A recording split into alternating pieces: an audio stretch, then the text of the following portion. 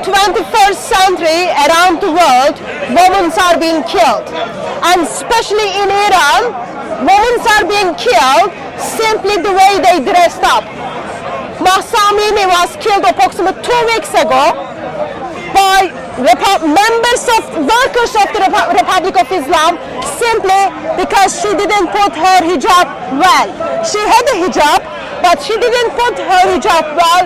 Therefore, when she was questioned or tried to be trained by the immorality police, what happened? She became dead.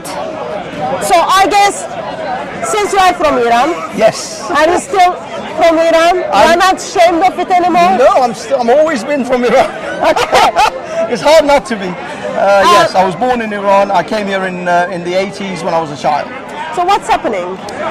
happening? Why there is this problem? Why 21st century, because of their dress code, women are being killed, and people who are protesting against it, they are being killed and or prisoned or Yes. they become lost. What's happening in your home country? Well, since the 16th of September, when Mahsa Amini was killed, these protests have erupted. But to be honest with you, these protests go much deeper than just Mahsa's death. She was just like the spark to set the fire, which was already covered in petrol. I remember like a couple of years ago, we again at Speaker's Corner, we had a discussion. At that time, another young girl was dragged from top of the car and then she was killed because again, her hijab was not fully covered. So it is not like, just as you said, it's giving spark to what's happening, but it's been going on in Exactly, for a long time. Iran. What is the ideology behind this? Well, obviously, since the 1979 revolution in Iran, Iran became the Islamic Republic of Iran, and Islamic Sharia has been enforced ever since. Everything's okay. So ever since 1979, the Islamic Republic came in with the Ayatollah Khomeini, which was the supreme leader at the time, and he instilled a very strict Sharia jurisprudence within the country. So everybody had to abide by the Sharia law. So everything in Iran now, I know Iranians are Shiites and a lot of Sunnis will say this isn't true Islam. The fact is that whether this is their interpretation of Islam or not, nevertheless, they are trying to follow as closely to the Quran and their Sunnah as possible. If Islam was truly a peaceful, free-loving religion, then Iran would have reflected some of that. So am I right to understand that you are saying actually Islam is the one which is causing those deaths and those Islam is the one which is causing the deaths of people? Well, the fact is that Islam has a strict dress code for women. What is that? Which is the hijab, which they have to wear. Where did you get that information? Well, some of this information comes from the Quran, some of it comes from the hadiths and the various Muslim scholars' interpretations of the Quranic verses.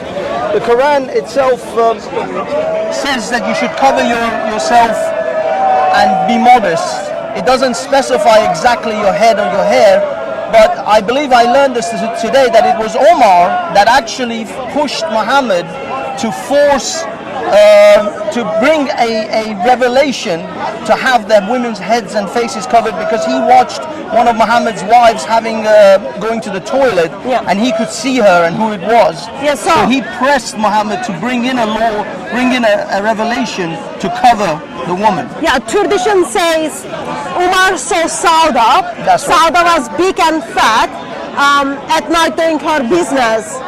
And then, like, he's checking the woman out, okay? Imagine, like, father-in-law of Muhammad is checking the wives of Muhammad out middle of the night. Yeah. That's already very creepy. And then approaches Muhammad and then says, okay, we need to deal with this, otherwise it's going to get out of the control.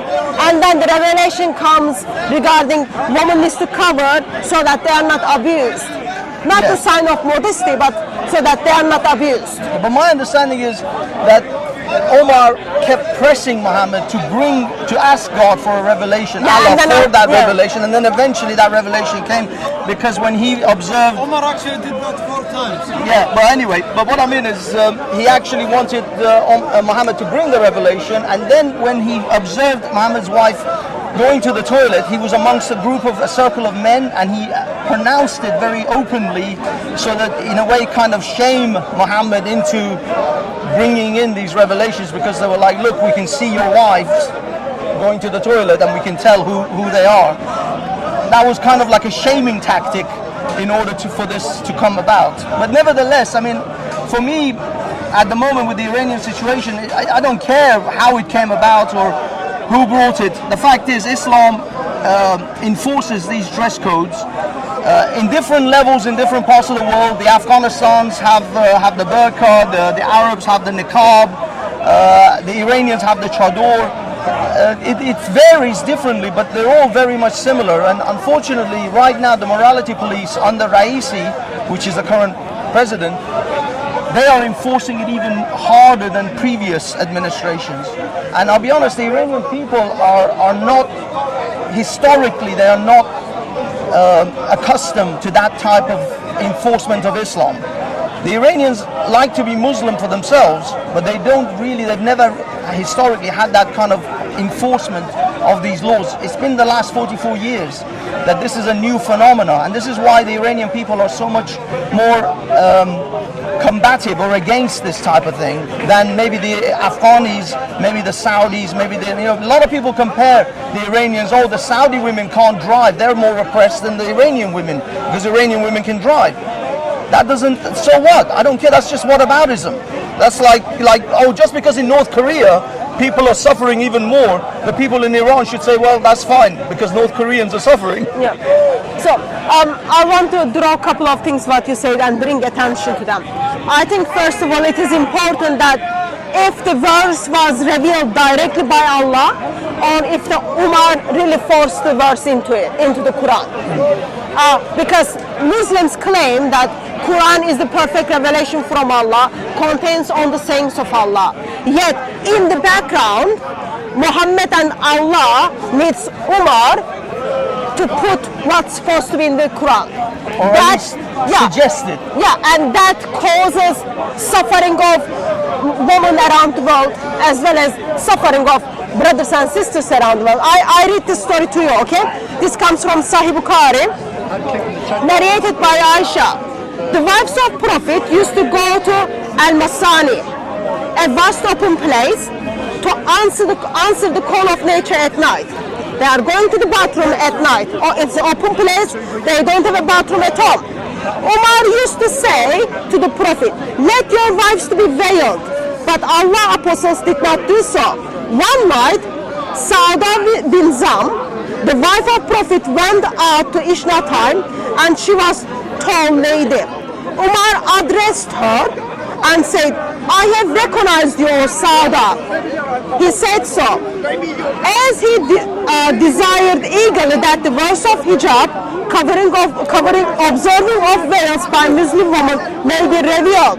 So Allah revealed the verse of the hijab to completely cover the excluding the eyes. Sahih Bukhari, hadith number 148. So, father-in-law of Muhammad sees Muhammad's wife at night, calls upon her, like if you think Middle East 7th century, at night a man is calling your name. I don't think that wasn't like comfortable. It is a scary moment. It is, and also I'm quite shocked that if they are so strict in Islam about women and their nakedness or their bodies or their generally them being seen in public, you would have thought that they would have organized some kind of toiletry service where they would have a place where they would have a curtain or a covering, because you see the reason I say that is in the 7th century there were other nations, other civilizations who had toilets. The Romans, the Persians had irrigation. They even had, some of them had sewers. So this wasn't like some unusual technology. Toilets were not some unusual, unknown technology. These were known technology in the world. So it seems that the Arabs were so primitive that even when the rest of the world had advanced and had toilets and bathrooms and everything, the Arab world was still going out into the woods without... Into the desert. Into the desert, yeah. Yeah, so it shows like how Allah knows and can think for a long time. Allah didn't think long time. So for women to be not abused and not seen, Allah says with the help of Umar, okay, let's cover up the woman. Woman covers up. You've got Surah 33 verse 59 says, so they cover up, they are not being abused. Ibn Kathir says the ones who are not covered up, they can sin as a whore. So, and then you've got this obligatory dress code, and then today in Iran, because someone's hair is not fully covered, it's not like she's not wearing hijab, her hijab doesn't cover her hair fully. Therefore, death after death, like people are just dying, are being killed.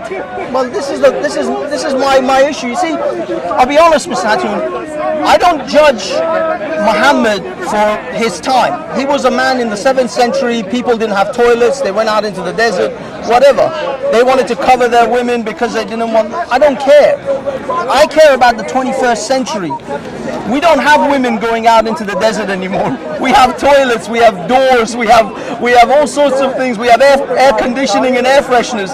We don't need to worry about women's going into the desert. No, if woman does that, if let's say sake of the argument, if woman does that, that doesn't mean like, oh, man who is observing her is going to go and abuse her or kill her. That as well. I mean, this was something actually I was talking to, do you know Sultan Harris? Yeah. Is it Harris Sultan? Harris Sultan. And Noura Khan. Yeah. I was actually on their show today as I was driving to London. And I was talking about the whole analogy that Muslims use about the hijab. It's like a sweet without a wrapper, and all the flies come onto the sweet. My contention was, are us men so stupid and are we so brain dead we're like flies? Is that what you're comparing me to? Because when they say a fly will come onto the sweet, I'm not a fly, and if I see a naked woman, I don't just jump on them. So I'm a man with a brain and I have control. That's the same analogy is being used during the grooming gangs. One of the groomers said that they are like dirty lollipops. They fall on the floor and then their wrap is open. So therefore they are asking for people to do that. This is what I mean. This is why the grooming gangs, when people say, oh, Islam has nothing to do with the grooming gangs. No, it does. They justify it through their religion. So, like, then question comes on the, you cover up so woman is being protected, but like, if you think in an ideal Islamic society, then you cover up the woman to be protected, you are covering up Muslim woman to be protected by Muslim men. Yeah. Well, that's the thing. You're protecting them against the men. Muslim men. But the men are the ones who are supposed to have been educated. Isn't Islam supposed to teach you self-control, self-discipline? During Ramadan, when you're supposed to fast, aren't you supposed to practice self-control? Well, if you're practicing self-control there, why can't you practice self-control here? According to statistics, lots of sexual harassment and improper touching takes place one of their holy day when they go to Hajj. Yes, yeah, the most amount of women. Muslim men and Muslim women go there and there is no self-control at all. There is even like Islamic tradition talks about how men's semen was dropping as they were in Hajj. So like no self-control. What do you think the solution is? So problem is Islam and how Islam is being practiced. What is the solution? You see, you and I will have different solutions because you believe that they should be Christian and Christianity will solve their problems. I don't believe that Christianity is okay, so what is your For solution? me, the answer is education, secular, and first of all, you have to establish a secular society. Second of all, you have to establish autonomy for women, that women are human beings with their own minds, with their own sense of how they wish to be treated and how they wish to dress and how they wish to, they are individual human beings. You see, the problem is, So you need to go to the very basics of what is human. Of course. And then you need to teach people woman needs to be under the category of human. absolutely, because I've had so many times Muslims say to me, what do you do with your women? Why do you allow your women to do this? Why do you allow your women to do that? I said, this is why we fundamentally don't understand each other, because you think they are my women. I think that they are their own person and they decide what they do. They are not my women. They don't belong to me. They are human beings individually with their own minds, with their own sense of morality, ethics and all the rest. And they do what they choose to do. They're not my women.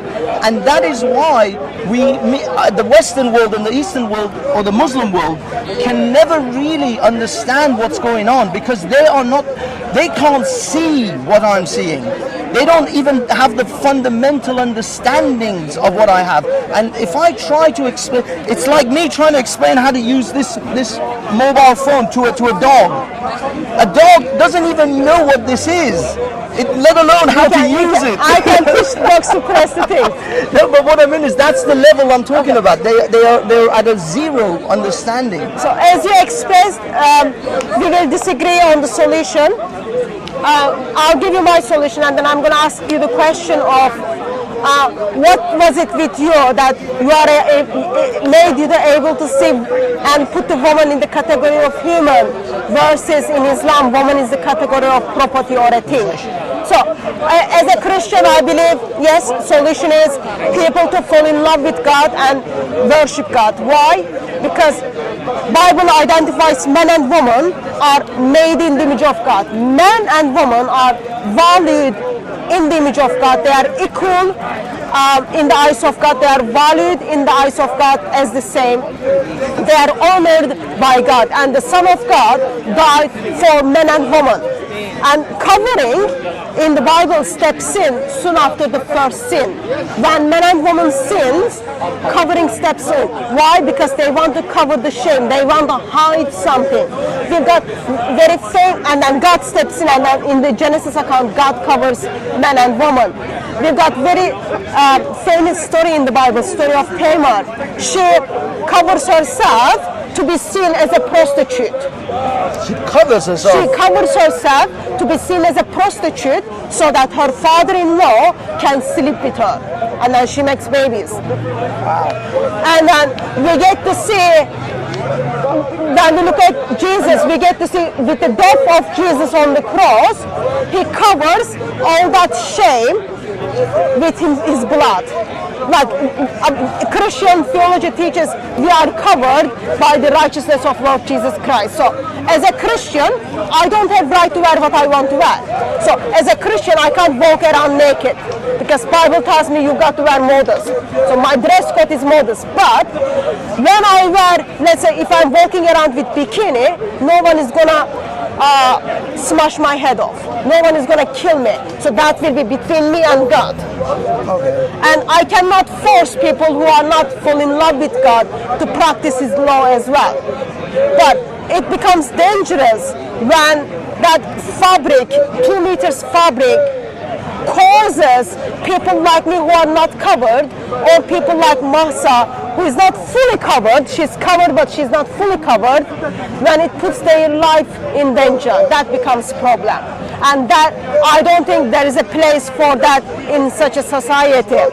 So while you express that solution for you is to go to the basics and then either teach people, educate people what is the woman. Woman is not a property. Woman is another being who has got her own voice. Can I Jump in.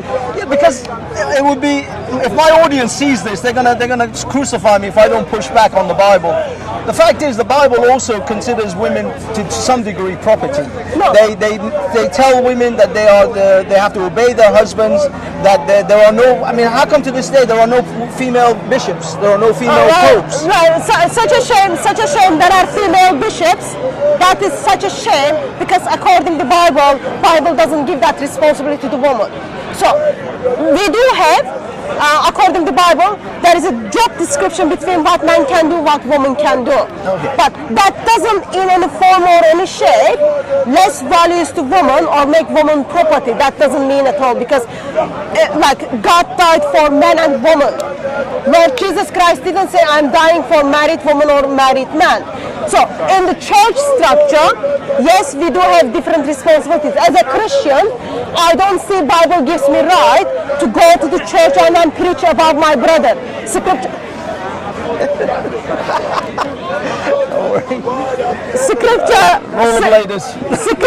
Scripture doesn't give me that right, but that doesn't make me less valued.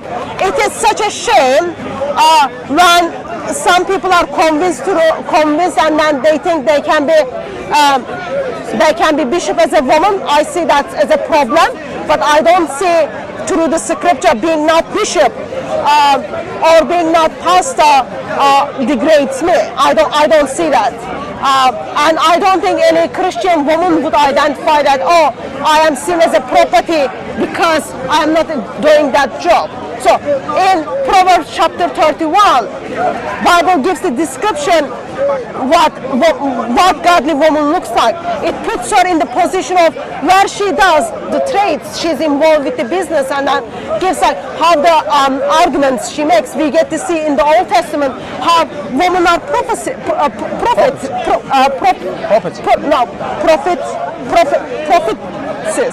Prophets. Oh, I see.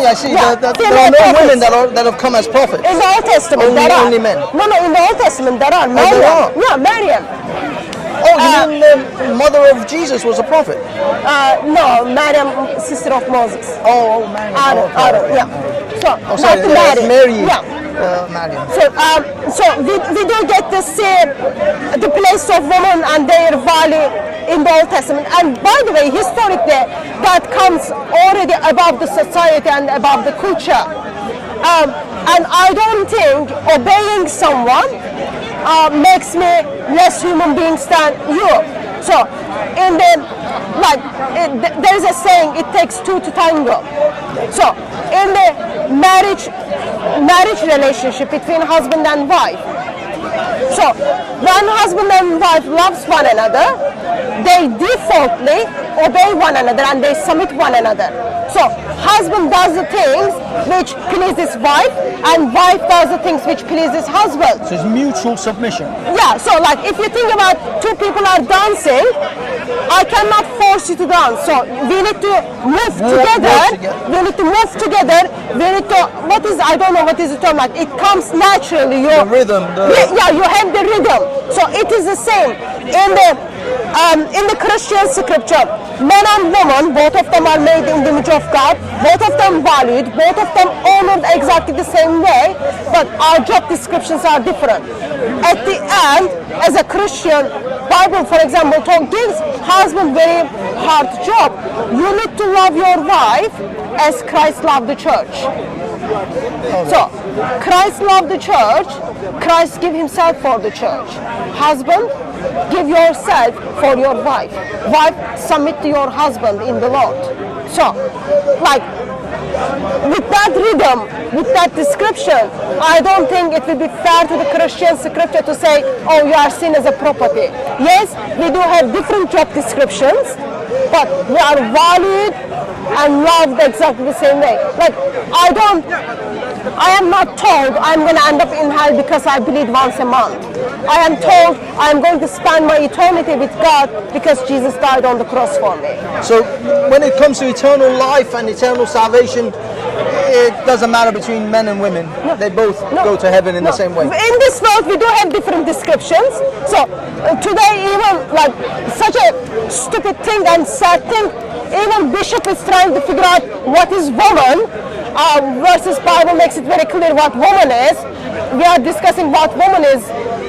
Like it just anyway. Well, I mean, I know that these things can happen even in Islam. Ayatollah Khomeini decreed that a woman can be born in a body of a man, and that is why in Iran they are allowed to have full sex transition operations under Islamic law, because Khomeini figured that God occasionally, sometimes Allah makes a mistake. puts a woman's brain in a man's body, and that man can then transition. This is why Iran has the second biggest transition operations, only second to Thailand, because of these sort of things. So I can understand that there are confusions, or I don't know, there are basically interpretations of this religion both on Islam and on the Christian side. On Christianity, it is black and white.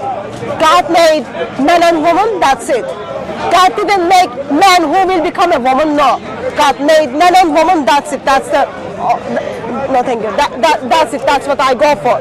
Yeah, I mean, but my that's a different discussion. I don't want to my question was to you. So you expressed that solution is go back to the basics, and then basics is training and teaching people women are human beings. Yeah, look, I mean, for me, in the 21st century, of course, the roots and the basics from my position would be the Enlightenment values of Locke and Hume, which empowers each individual and recognizes them as a human being.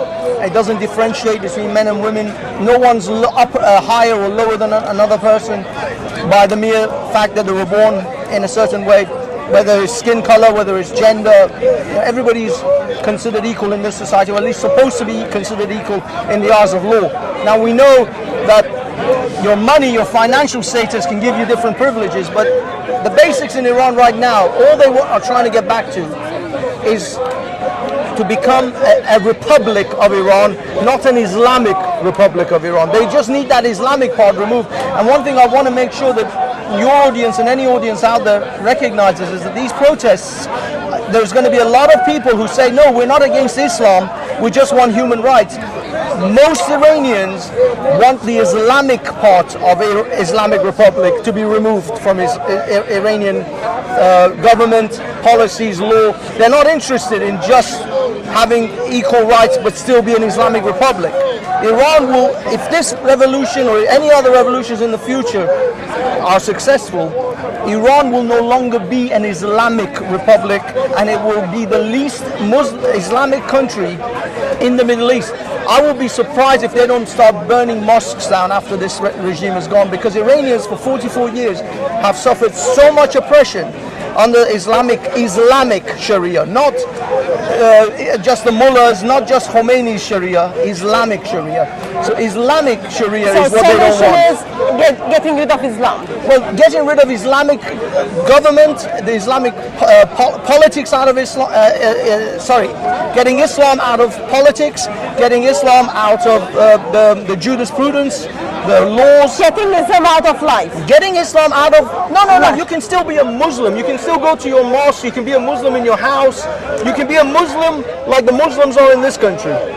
You can't be a Muslim where you force other women to wear hijab when they don't want to, where you're a Muslim where you force Sharia on people that don't want to. You can't execute people for being homosexuals. You can't execute them for being apostates. But if the ideology doesn't, you just can't do if the ideology doesn't teach that freedom, then you can't kind of adopt that. Well, no, that's what I mean. The entire philosophy of Iran will have to become a secular, enlightened philosophy. Islam will be for you as a person. That's it. You know what happened in Hungary? No, when recently? I'll summarize something. So, Ottomans used to love sharing life in other people's land. Okay? We would go and conquer people's land. We would force them to convert to Islam, and then we would put our mosques there and then make our statements. And in Turkish history, you learn to be proud of those kind of things. Soon after, Ottomans kicked out from Hungary, the public mosque in Budapest. So they turned that mosque to zoo. Wow. And it is still there today as a zoo. It used to be mosque, but now it is zoo. I mean, I'll be perfectly honest with you. Like once, if the revelation, according to you, kind of takes over, succeeds, you say like you wouldn't be surprised getting rid of the mosques. So that's what Hungary did. I mean, the thing is, there is a difference between Hungary and like Iran, because Iran has been a Muslim nation and they have Islamic shrines for a good part of 1,000 years. So it is going to be much harder. Sorry? Oh. Yeah, Islam. I mean, Iran is a different demographics, different historical advances. I don't think they're going to turn mosques into zoos. Some of them will burn down for sure. But there are shrines of like imams and hazrat something or other. There is a lot of shrines in places like Qom, places like I forgot, Esfahan. These are very religious sort of cities. So let me ask another practical question. Around the world, women are cutting their hair. They are cutting their scarf. They are throwing their scarf. And it has been expressed on social media. Cutting their hair and getting rid of the scarf is a crime. In Iran? No, people are around the world is doing that. In Iran as well, people are cutting their hair. It's a crime if they do it in this country. According to Sharia, apparently, on the social media, it has been expressed that it's crime to do so according to Sharia. So, what do you think? How people in this part of the world who are upset around what's happening around the world, especially in Iran, to the woman, and same thing is like flogging out from Afghanistan. What can be the support, or if they need any support? Absolutely. I mean, my biggest message is please, at the very least, share the tweets and the hashtags such as Mahsa Amini, such as Women Freedom Life or Women Life Freedom. These are like the messages that you can send out just to give people in Iran some degree of moral support. But really, what it really comes down to is they're going to need logistical support. For example, Elon Musk is trying to get them this Starlink internet, because the internet has been cut off from Iran for most of the public, so they don't have a way of sending information out. Last numbers I saw was like 83 people have already been killed. Yeah. Even though Mahsa Amini is 83 women. Yeah, well, yeah, 83 women probably, but I would imagine it's probably in the hundreds. But we don't get accurate reporting, so we don't really know exactly how many people have been killed. But what I will say is Mahsa Amini was one lovely lady that died. So many more have died since, and all of these people their blood should not have been shed in waste, and it shouldn't go to waste. It shouldn't be in vain. So if anyone out there, if you can help logistically, amazing. If you can just help morally, that's just as good. I mean, it's just good. Just support this movement, because I'll be honest, the Iranian people, unlike the people of Afghanistan, who after 20 years went back to Sharia, went back to the Taliban, because I don't know whether they're not educated enough, whether they've got other issues. The people of Iran are ready for a democratic, secular society. They've been ready for a long time. The vast majority of the Iranian population is under 30 years old, and they are absolutely ready to do this. Sorry, sir. Sorry. Thank you. So yeah, the people of Iran are ready for a democracy. They are ready to have a secular nation. They no longer wish to have an Islamic Republic of Iran. They just want to have a Republic of Iran, and they want to live just like every Muslim in this country does. Just like all these Dawah people who come here every week and preach their religion, and yet none of them will ever move to Afghanistan. I didn't see a single person from this place get a flight the minute Afghanistan was taken over by an Islamic regime. Not a single one of them have gone. I'm willing to buy some of these Dawah people flights, one-way trips to Afghanistan. I will do crowdfunding. I will start a GoFundMe for every Muslim in this port that wants to go to Afghanistan and live there under Sharia and under an Islamic rule. But I guarantee you, my email will be empty. My mailbox will be empty from now till 1,000 years, because none of them want to live under Sharia. They just want to preach Sharia. They just want to tell you how Sharia is, but they don't want to live under it. So what is your message to Muslim women who are wearing hijab in this part of the world by screaming out, "It's my body, my choice. I can wear whatever I want to wear"? Well, if it's your hijab, your choice, then at least give that option to the women of Iran. Let them have their hijab, their choice. You don't support them. I know that you don't like. I saw there were people here yesterday, and I saw it online. I wasn't able to come down, but women wearing hijab were in support. But as soon as the other women started to burn the hijab, they left because they were like, "That's too much. I can't do that." No. You should support them. You should be, if you're fair, if you're equal, you should say, "I will support you to burn this piece of cloth," because that's all it is. They didn't burn Qurans. They didn't drill holes in Qurans. They didn't do anything bad. They just burnt a cloth that they bought that they didn't want to wear anymore. It was their clothes. So burning piece of fabric is not okay, but killing 20 years old 22-year-old women is okay. Yes, killing 22-year-olds, well, that's just Sharia. But burning a piece of cloth, well, that's too much. This is the hypocrisy that I see. That these women who talk about my hijab, my choice. No, is it really your choice?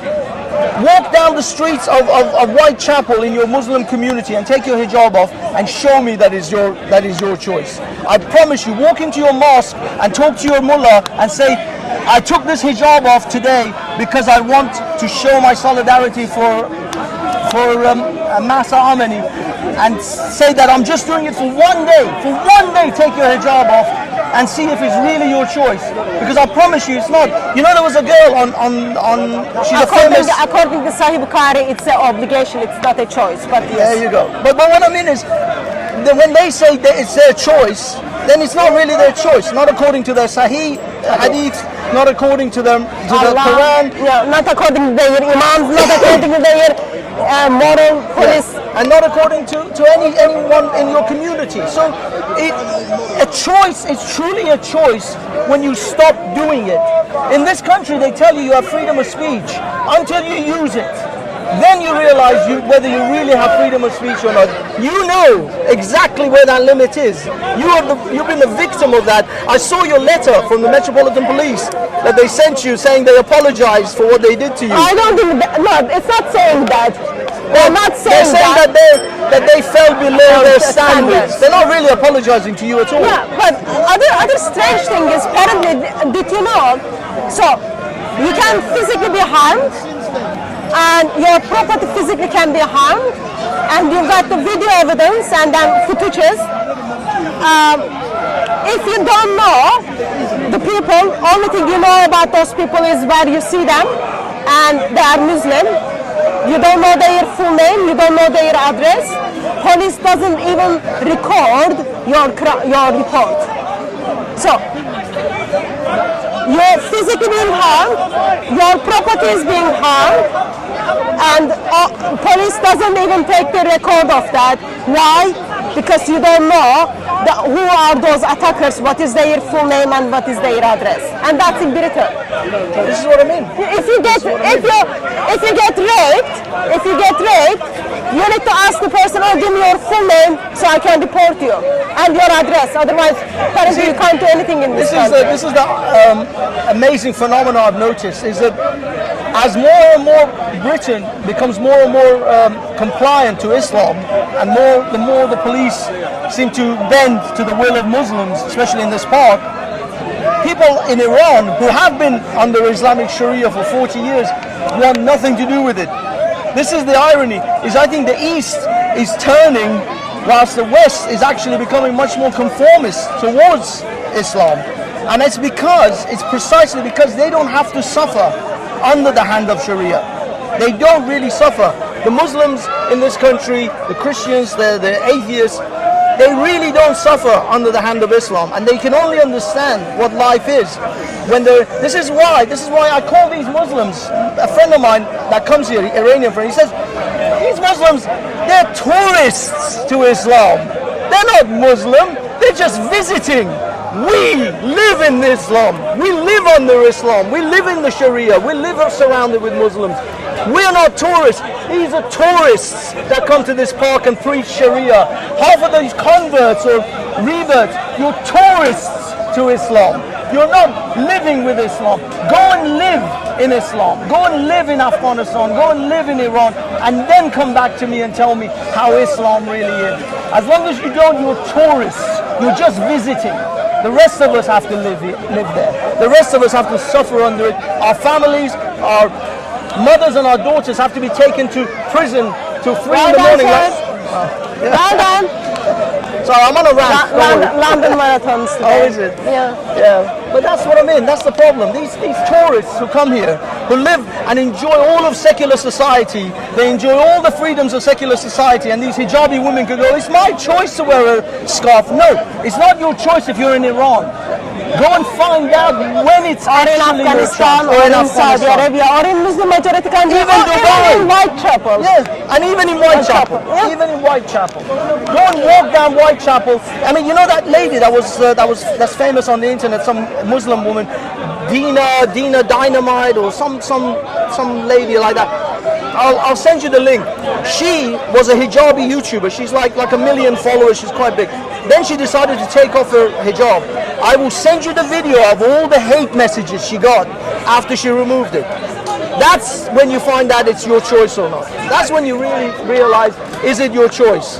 When you take off your hijab and the Muslim communities want to kill you, want to send you death messages. She got so much death threats. Although I think you still top the number 1 spot when it comes to death threats. So I guess, not funny, I guess the message we take is, even though we disagree with the solution, We do. we identify the problem as the same problem. And then I think both of us will say, stay away from Islam. 100%. Stay away from Stay Islam. away from Islam. And then when you see someone is being abused because of the fabric they are wearing, make sure you make your stand for them. Otherwise, there is no one else who can stand for them. So today it will be in Iran. Tomorrow it's going to be in Whitechapel. Following day, Whitechapel is a place in London. Following day it's going to be your next door neighbor, and then day after day it will be you. They will come after you because they wouldn't like what you are wearing, what you are saying. So keep away from Islam and turn to Lord Jesus Christ. Support Mahsa Amini on the internet, please, and hashtag her name, and also Women Life Freedom. Please hashtag it when you find it.